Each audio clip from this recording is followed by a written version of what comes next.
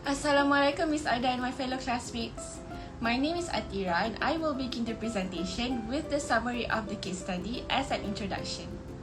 Tyco International, now known as Johnson Controls International, was involved in unethical business practices, including with mysterious financial transactions by Dennis. As an additional info, Dennis Kozlowski started his career with Tyco International in 1975 as an auditor and later as CEO in 1992. Through court proceedings, it is proven that Dennis and Tyco's CFO convicted crime and were imprisoned in 2005 in relation to unauthorized bonuses of $81 million together with other large purchases and investments. Dennis was also criminally charged with looting more than $600 million of assets from Tyco and its shareholders. Due to the offense declared, Tyco's business performance has declined and investors lost confidence in the company. That's all from me for the introduction. Now, I will pass the presentation to the next presenter. Thank you. Hello guys, my name is Siti Azra binti Roslan and now we are moving on to the ethical theories. Ethical theories can be defined as a systematic exposition of a particular view about what is the nature and basis of a good or right. This can be used to decide in particular cases what action should be chosen and carried out. Thus, one of the ethical theories that are related to the case of Kozlowski would be the utilitarianism theory. Utilitarianism is an ethical theory that determines right from wrong by focusing on outcomes. It is a form of consequentialism. For utilitarians, the action taken itself is neither bad nor good. What makes it bad or good is the consequences that it produces for the greatest number of people. Therefore, in the case of Kozlowski, this theory has been applied when he boldly took significant risks in a series of mergers and acquisitions that ultimately give good consequences for the growth of Tyco International as well as the wealth of their shareholders. Hi, Assalamualaikum. My name is Muhammad Shafiq Aiman. So now move to another ethics theories of this case study, which is the ethical egoism. According to McKinnon in 2012, he stated that ethical egoism is a normative theory, which is a theory about what we ought to do, how we ought to act. So basically, ethical egoism in philosophy is an ethical theory according to which moral decision making should be guided entirely by self-interest, which means that ethical egoism is often contrasted with psychological egoism, the empirical claim that advancing one's self-interest is the underlying motive of all human action. So, for example, the case of former CEO of Tyco Incorporation, Leo Denis Kozlowski. He and another executive engaged in massive fraud, stealing hundreds of millions of dollars from investors and employees of his firm, all so he could live a life of excessive luxury, which included paying $6,000 for a shower curtain with gold threads woven into it and spending well over $2 million on a birthday party for his wife. Okay, for question number 1, do you think Dennis Kozlowski was an effective leader for Tyco International? Were his actions ethically permissible? Why or why not? In the first place, Dennis Kozlowski was an effective leader for Tyco International since he shows his capabilities during the first 6 years as CEO, where he successfully secured 88 deals worth over $15 billion, and then the stock prices reached a new high. He led Tyco in the acquisition of many companies, which resulted in massive success for Tyco. Always motivated his employees and gave them autonomy, and even at one point, according to January 2012, Business Week named Kozlowski as one of the top 25 corporate managers. However, does his action ethically permissible? The answer would be no, it is not ethically permissible. After all his hard work, Kozlowski faced his downfall when he became greedy and started using Tyco's money for his own use. Tyco paid for Kozlowski's $30 million of New York apartment as well as personal gifts and parties, including $1 million of $2 million birthday party for his wife. And then paintings invoice for Tyco officers end up in Kozlowski apartment, which all these transactions are an offence and it is unethical behaviour conducted by him. As the executive officer of a company, he supposedly acts ethically and every action taken shall be made in the best interest of the company. But Kozlowski became greedy. He misused his power as CEO and crossed many lines that CEO should never cross. From there, we can see there is a conflict of interest where Kozlowski chooses to advance his interest rather than the interest of the company and the shareholders.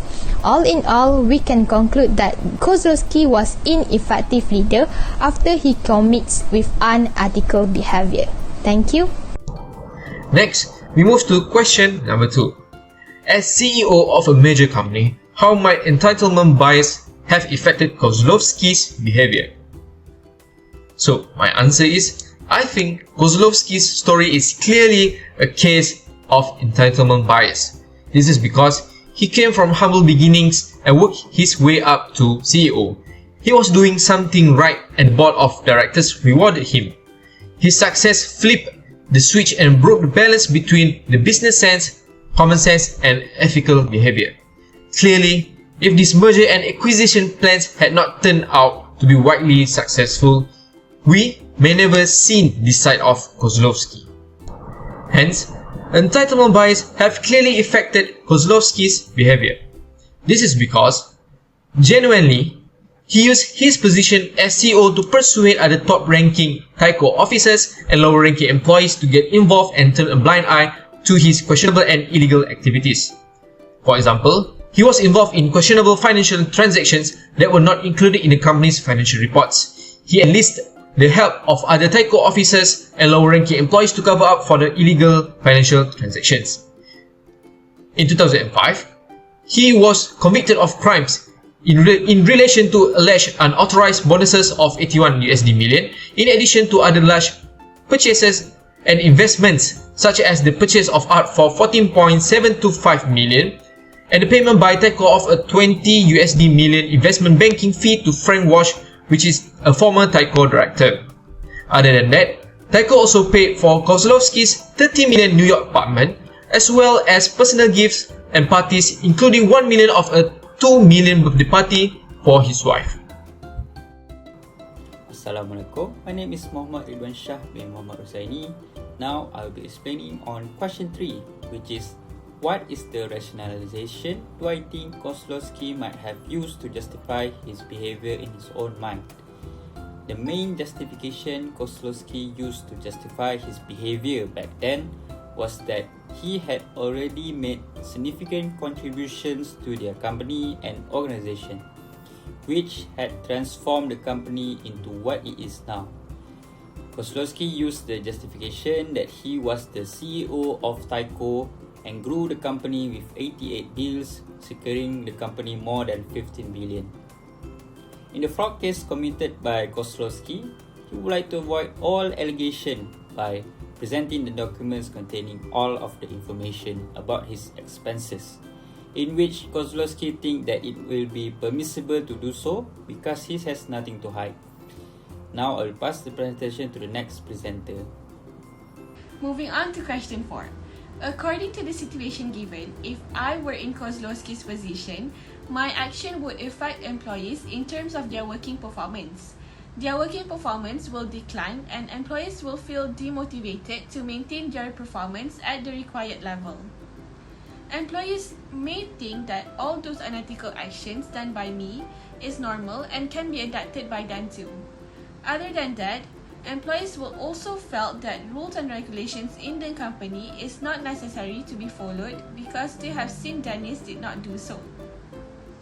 Secondly, in employee relations where there will be awkward interactions between employee and leaders because employees did not know how to act in front of their leaders that they themselves knew have involved in doing any unethical practices such as bribery, violating rules, trade secret, and many more. There will also be growing resentment towards leaders due to unethical behavior. Employees will also lose trust towards their leaders And last but not least, the community of good leaders that employees can really rely on will decline too. That's all from me for question 4. Thank you. Next is question 5. Can you think of any other examples of leaders who have abused the power of their position, and what similarities and differences do you see between them and Kozlowski? First of all, we have 2 examples here, which is Bernie Ebbers and also Hank Greenberg. The first leader is the CEO of WorldCom, which is Bernie Ebbers. WorldCom was an American telecommunications company based out of Ashburn in Virginia. In 2002, it was discovered that WorldCom had inflated its asset by almost 11 billion, making it by far one of the largest accounting scandals ever. The scandal first came to light when the company's internal audit department found almost $3.8 billion in fraudulent accounts. The company's CEO, Bernie Ebbers, was sentenced to 25 years in prison for fraud, conspiracy, and filing false documents. The scandal resulted in over 30,000 job losses and also over $180 billion in losses by investors. The second example of leaders is the CEO of AIG, or American International Group, Hank Greenberg. American International Group is a multinational insurance firm with over 88 million customers across 130 countries. In 2005, CEO Hank Greenberg was found guilty of stock price manipulation. The SEC's investigation into Greenberg revealed a massive accounting fraud of almost $4 billion. In the company, the executives dealing with unethical financial reporting practices. So what is the similarities and differences between these 3 leaders? So for the similarities, Bernie Ebbers, Hank Greenberg, and Kozlowski is that they abused their power. They did not obey the rules and regulation of the company, and they act unethical in the workplace, making a bad example to the employee. Next, what is the differences between all 3 of them? For the differences, Ebbers was known as conflict avoiders. As CEO, he avoided internal company conflict and avoided the reality that the WorldCom faced during the worsening economic reality. As for CEO Hank Greenberg, he stepped down as the CEO in the middle of investigation on allegation of accounting malpractices. The unethical behavior that he does is that not only unethical financial reporting practices, but also illegal brokerage as uncovered during the investigation in New York. Last but not least is Kozlowski. Kozlowski is a great strategist and plan maker. Any strategy that he made will turn out successful and increases the profit of the company. However, the unethical part of Kozlowski is that he made a decision by himself without consulting with the executives. And not only that, he also used the company's money for his personal use, and that is very unethical as a leader of a company. So that's all from me. Thank you. Finally, what we can conclude from this case study is that it is the utmost priority for leaders of a company to manage the company ethically. One simply cannot act out of the ethical norms simply because they have made profits to the organization. This is because leaders are role models to their organization and employees. If the top management manage their business unethically, then it will set a bad example to the employees. A quote perfectly encapsulates this, which is, "Leadership is not a position or a title, it is action and example." That is all from us. Thank you.